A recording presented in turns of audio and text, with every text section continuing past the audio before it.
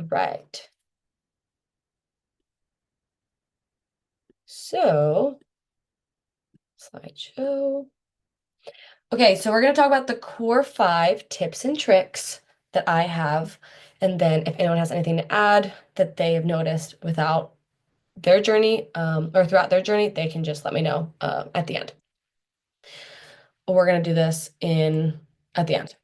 So the core 5, I've talked about this before many times: protein, calories, water, movement, sleep. It is an overly simplified way to just say one of these things is what is holding you back from achieving your goals, if not more of one of those things. Um, at the end of the day, when it comes to living a fit, healthy lifestyle, it is very simple, but it is difficult. So it's not easy, but at the end of the day, it boils down to these 5 things. So, just gonna rattle off some tricks, tips, and also just things that I've thought about. When it comes to calories, you're gonna want to find some high volume foods. What that means is the best bang for your buck. This means fruits and veggies, calories, or food that doesn't have a lot of calories, but it has a lot of food in itself. We have 2 divisions. I've mentioned this in last week's video. I went really in depth with calories. So if you didn't watch last week's video, go take a peek at that. But we have high volume foods and then we also have high calorie foods. So when it comes to high volume, like I said, that's a big plate of food for not a lot of calories. Whereas you have some food items that are very calorically dense, and that is like barely anything. So with this, snacks that are best bang for your buck, things like popcorn, bell peppers, celery, carrots and hummus, that kind of thing. Things to limit would be chips, peanut butter, cheese and crackers. Although these things aren't bad in and of itself, that will rack up your calories very quickly. So just to track them and have them in moderation. Here's a visual that I used in last week's video. So right here we have 2 different types of breakfasts. The one on the right looks a lot more filling, satiating. It's going to take you a lot longer to eat. The one on the left is just barely even more calories. And the reason why is because of this spread and also the jam that bumps it up. Whereas bell peppers, spinach, strawberries, they are all carb sources that are very high volume and low in calorie. If you haven't found this out already, berries, strawberries, blueberries, blackberries, those are all delicious things that will keep you satiated, and you can have like a lot of them for not a lot of calories. High calorie drink swaps. So if you are someone who drinks soda, whether it be consistently or rarely, I would suggest if you're in a fat loss phase to switch from regular soda to diet soda. There is controversy on this one, but diet sodas in moderation will be better for fat loss. I've heard it both ways from healthcare practitioners. So what I'm going to say about this is, yeah, obviously you'd rather just drink water, but if you're going to do one and you're trying to lose weight, I would go for the diet soda. Similar idea with coffee and added syrups. Um, if you want to save on calories, sugar-free syrups are the way to go. If you're someone that's worried about research with carcinogens and stuff like that, maybe regular syrups are the way to go, but that's kind of up to you. I will either do, when I'm getting a coffee, I'll either do sugar-free vanilla or I'll get regular vanilla, but I'll get less pumps of it. So if I go to Starbucks and get a typical latte, they'll put like 3 or 4 pumps of vanilla syrup.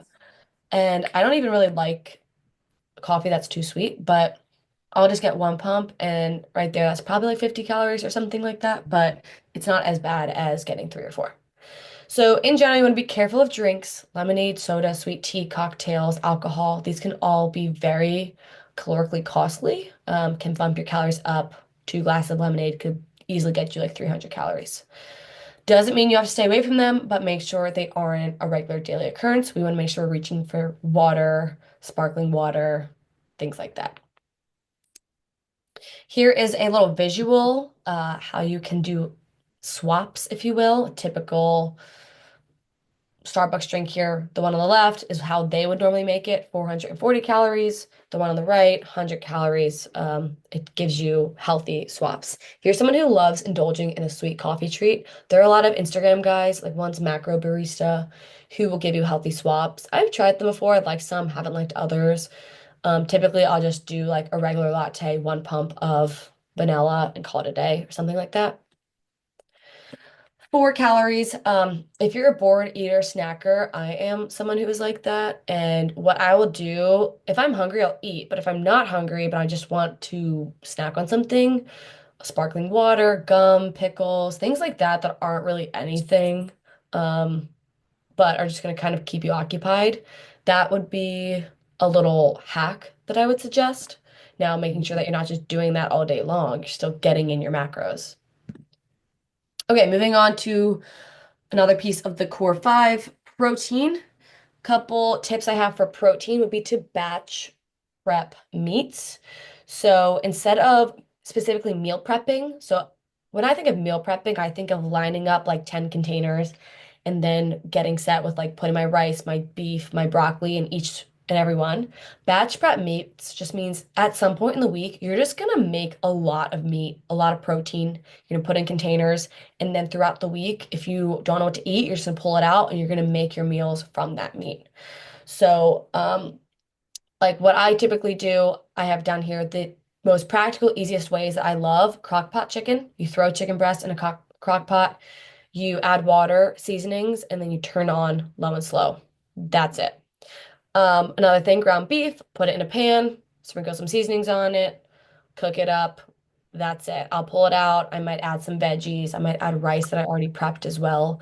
Or you can kind of make things from scratch. If you have tortillas, all you need is batch prep meat. You have tortillas, you put your meat on there, maybe pull out some cheese, cut up some tomatoes, whatever. You can really do a lot just from this one hack when it comes to protein and quick, easy dinners. Another thing I didn't put on here, but I love getting the salad prepped kits from Wegmans or Costco. When I'm in a pinch or I'm out, I'll get a prepped salad kit and then I'll just add on my protein, whatever I have at home. When it comes to protein shakes, different ways you can look at protein shakes. I usually do protein in the morning in my coffee. This essentially just makes your coffee into a protein shake. I'll also do a shake after the gym. So I'll just put protein in water, shake it up. I usually add creatine as well. Sometimes I'll add a little bit of carbs to it if I'm really getting after like an intense session. And then another way you can look at a protein shake is like a sweet tooth quencher. At the end of the night or whenever you want some ice cream or something sweet, you could do like a scoop of protein powder with, oh shoot, 10%. Okay. Um, my computer might die. You can do a scoop of protein powder with a frozen banana. You can add in fun things like peanut butter, chia seeds, flax seeds, whatever.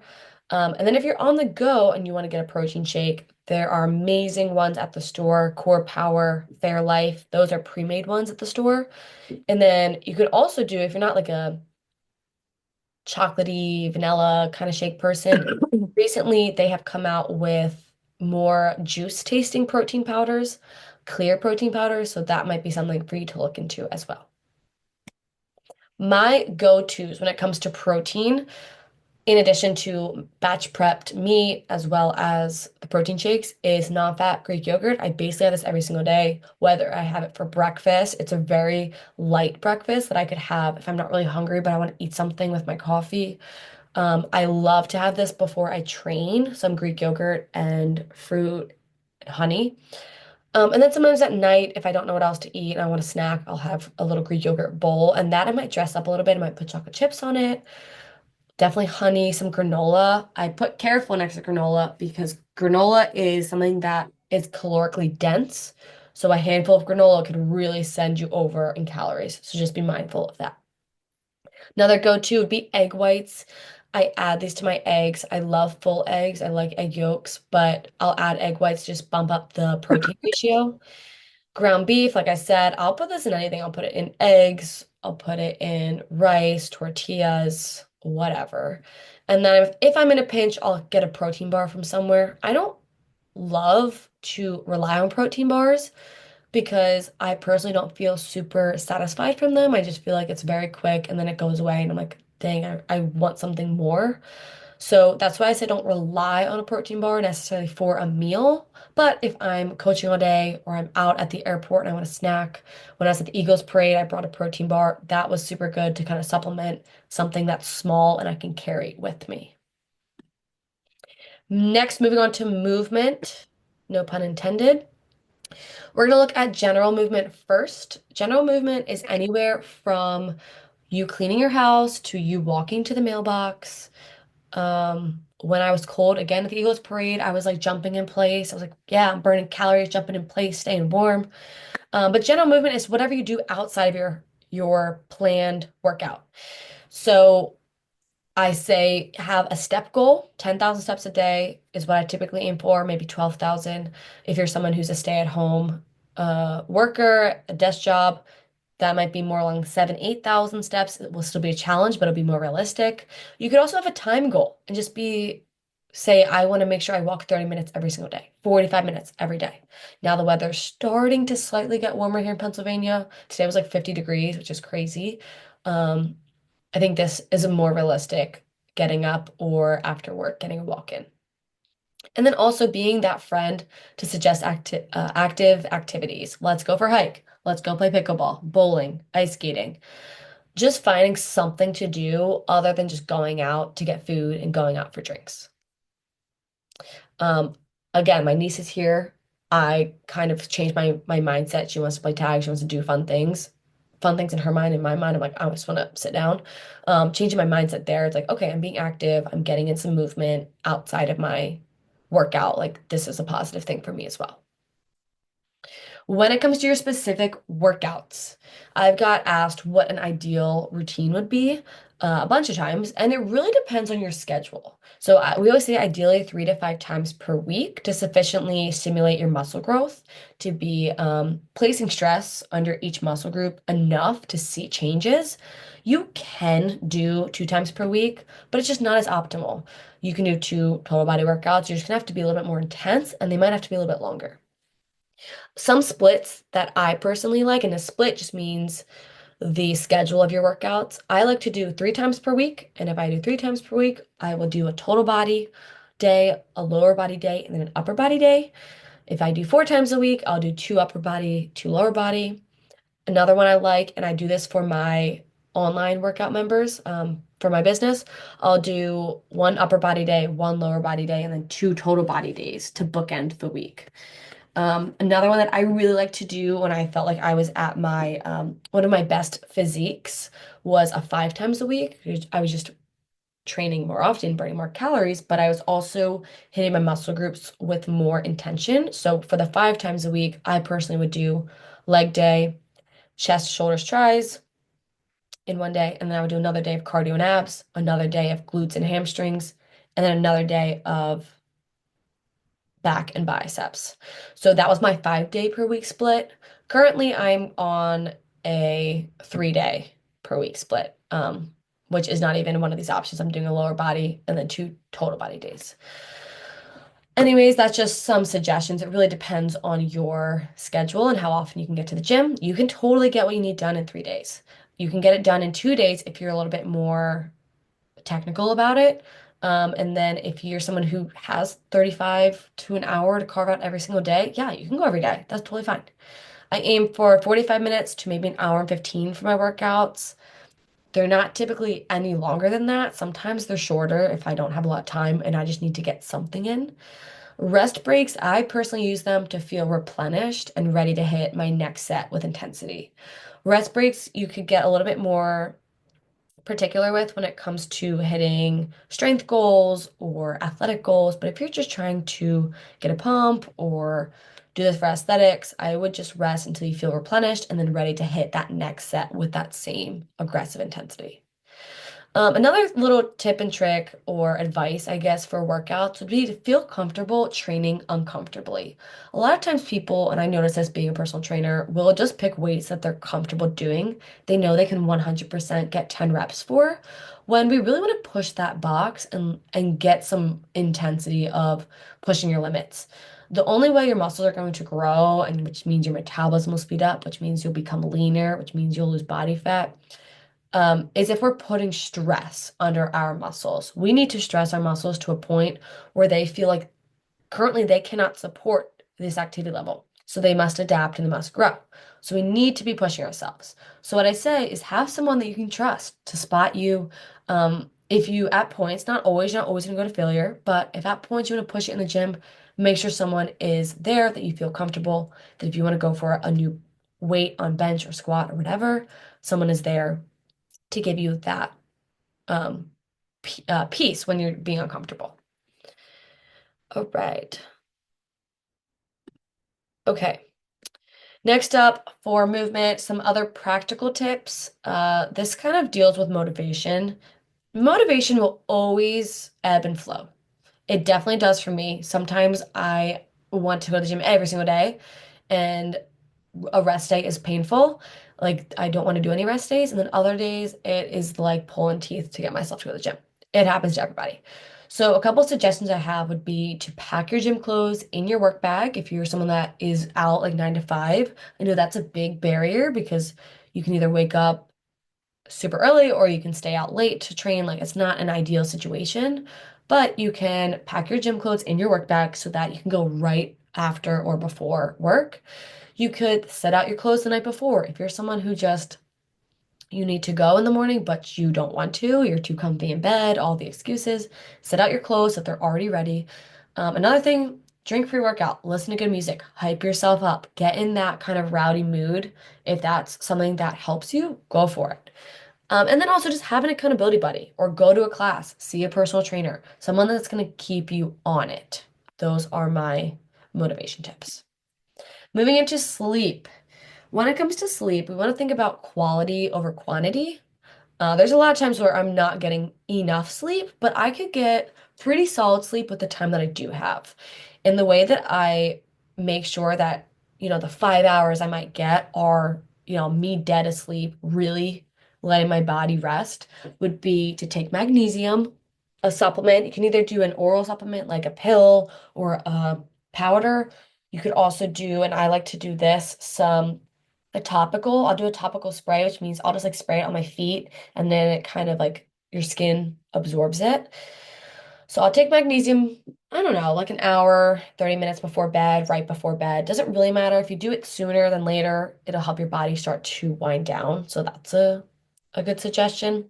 Meditation works for some people. I'm not super disciplined with the meditation thing, but sometimes if I'm having trouble sleeping, I will do focused breathing and just really try and slow my breathing out, down on the way in and on the way out. Mouth tape, I tried this the past month or two. I really did like it. However, do I think it's practical for me to do that every day for the rest of my life? No. But I think it was something worth trying to the idea behind mouth tape is to keep your mouth closed while you are sleeping so that you're breathing in and out through your nose. It's supposed to help, I think, level out your heart rate and then supposed to help with your nasal passageway. And there's a lot of science behind it. It was cool. Worth giving it a try. Turn your phone off. Put it across the room. This is hard for everybody. Trust me, especially if you're trying to go to bed early and people are still like messaging you and stuff. What I love is that I have one of those phone chargers that you have to put your phone on it and it charges like on the back of my phone. So I will put my phone up on my charging platform and then I can't be on it. I can't be scrolling while laying in bed. So that has really helped me. Once I crawl into bed, my phone goes on that tray and I don't pick it up. That being said, I have one of those lamps that I can turn it on and then like 15 minutes it turns off. So I will put my lamp on and then I'll read. I have a Kindle. I'll read my Kindle until I get really sleepy to where I can't like keep my eyes open and I'll turn my Kindle off and go to bed. Cold, dark room. There's a lot of science behind this. Make sure that you are, whether it's sleeping in minimal clothing or you have your windows open or your air conditioner on, whatever, you want it to be cold. You want it to be very dark. And that will help your body just acknowledge that it is sleep time. Something I've heard people say, I don't really know if this works, but I thought it would be helpful to put it in here. Don't lounge in bed. Bed is for sleeping. If you're spending all day in your bed, that might be an issue with why it is hard for you to turn your brain off and go to sleep. Just to have it to be a separate place that you know, like, okay, it's 10 p.m. When I get in bed, I'm not getting in bed and watching TV or scrolling on my phone. I'm getting in bed and I'm going to bed. I guess I kind of break this one because I read in bed. I don't know. Um, yeah. Next up, water. There's not much for this one. The only thing, I guess I have some tips. Start early, sip consistently throughout the day. That's the best piece of advice. If you're working to get 100 ounces of water in, it's hard. 120 ounces. It could be difficult if you don't do it early. If you start early, sip throughout the day, not a problem whatsoever. Something I also have started doing, I'll chug a glass of water, like 8 to 16 ounces, while I'm waiting for my coffee to brew. Brownie points if you sprinkle in some salt to make sure that you are hydrating. Highly recommend that. I will have my water bottle right next to my hip when I'm driving, and I will just, it has a straw. I will sip it while I drive. That's another little piece of advice. Um, for those of you who don't have a water bottle that's yours, get one that is specifically your bottle, that your significant other, your kids, your family knows that, the blue water bottle, that's Olivia's. We're not touching it. You'll always know where to find it. You can keep it with you. When it comes to eating out, let those waiters and waitresses fill those water bottles up, the water glasses. Make sure you're drinking while you're waiting for your food. I find that helps me from just kind of bored or just from waiting to grab the extra bread and things like that. Okay, let's see. So I had this question from one of you guys and wanting help on what to order when eating out, nutrition facts that aren't available, how to log. I don't have a perfect answer for this, except to do your best to use generic food items to track. Order simple items when you can, such as grilled chicken with veggies. There was this place at school when I was on 75 hard, and my family was Rocco's Tacos for the FAU people in here. We would always go to Rocco's. My parents got in, and they had this amazing entree that was just grilled chicken, avocado, and I think it was sweet potato. Fire. It was delicious. And anytime I was really on 75 hard or trying to dial things in, I would always get that because it was like my chicken was separate than the avocado, which was separate than the sweet potato. So I could eyeball it. I'd be like, okay, that's 4 ounces of chicken. It's a half an avocado, and that is probably 100 grams of sweet potatoes. So if you're someone who has tracked using a food scale, after using it for a while, you'll be able to tell, like, okay, that looks like 2 ounces of chicken compared to that looks like 4 ounces of chicken. Let me just check my, okay, 7%. We're good. Um, all right. When it comes to things that are like a soup or a stew or lasagna, man, it is hard. I'm not even gonna lie here. I'm not gonna sugarcoat it. It's hard when people are cooking. You don't know what the chefs are using. So I would always suggest if you're getting something that has a sauce or dressings, get that on the side and just use it sparingly. Um, and then always go for protein first. So if you're starting to get full, instead of leaving your cheeseburger and finishing all your fries, finish your burger and then leave a little bit of the bun or leave a little bit of the fries, but make sure you're finishing that protein first. All right. Why am I touching on the core five so much? Now, we don't have an exact process. I'm not telling you all, okay, you know what? Our plan is to eat 4 eggs in the morning. Lunch, we're all doing a salad with chicken. We're gonna have 3 shakes a day. I'm not giving you guys an exact meal plan. I'm not giving you an exact diet to follow. It's very ambiguous. I understand that my game plan is pretty ambiguous. I say I have these core five things and that you each need to hit them. But the reason these are ambiguous is because we want to help you, and I say you as in each and every individual, you find the healthiest life that you actually enjoy. And that's going to look different for each of us because some of us are having a full family and kids. Other people were living alone. Some of us are living with our parents. So we all have very different lifestyles right now, different phases of life. So that means we're all going to have to specialize this in whatever way makes sense for us. But I know that we all want to work towards the healthiest, fittest version of ourselves, both mentally and physically. So the sooner you can cut the crap, I said, with the yo-yo diets, the sooner you can um, stop looking for someone to tell you exactly what to do and just start, the sooner you're going to find a manageable and healthy lifestyle for you. No one's going to have the exact answers you need, but they're all getting pretty close that you're going to have to start trial and error to really challenge yourself to find something that is doable for you. Um, Sometimes you become the person you need to be to see results. You just need to give yourself time to yield those bodily changes. And I know that's kind of a confusing sentence, so I'm going to say that again. Sometimes you're already doing all of the right things that make you into this person that you want to become. So if I want to be the fittest, healthiest version of myself, I can imagine myself, okay, this girl, she wakes up, she drinks her water, she eats her protein, she goes to the gym. The days that she's having off, she goes to yoga, she's reading, she is having a yogurt bowl instead of her ice cream at night. So if I imagine that perfect ideal person myself, as soon as I become that person and adopt those habits, I am that person. But it might take a month, 2 months, it might take a year for my body to actually show that I look like the type of person that would do all that kind of stuff. But that doesn't change the fact that that is you. So just because your body doesn't show it doesn't mean that that's not a part of you. So keep working to find that healthy lifestyle for you. Okay, homework for this week. All the normal stuff, update your body weight. When should you do this? You should do this. I have a couple answers. The first one is on Wednesdays, away in Wednesday. The reason this is because Wednesday's smack in the middle of the week. So hopefully, if you're someone who is a little bit crazier on the weekends, or a little bit out of routine, hopefully by Wednesday your body's kind of balanced out and it shows a true weight instead of inflammation from the weekend or whatever else. So hopefully the one weigh in Wednesdays gives it a good read. Another thing, if you're someone who is not mentally attached to the scale and what it reads, step on that baby every day. Just step on it, record it, who cares? As long as it doesn't impact your emotional state, weigh yourself every day and just use it as data because that is what it is. It's data. It doesn't give the whole picture, guys. The scale we use is data, but we'll get the whole picture from other things. So I suggest either do it on Wednesdays or do it every day, do it every other day, whatever. Whatever you decide to do, make sure you keep the variables consistent. Early morning, you haven't eaten anything yet, you went to the bathroom, you're not wearing any clothes. Those are some consistent things that I would suggest doing. Now, if you don't have a scale and you wear yourself to the gym, do your best with trying to just keep it consistent.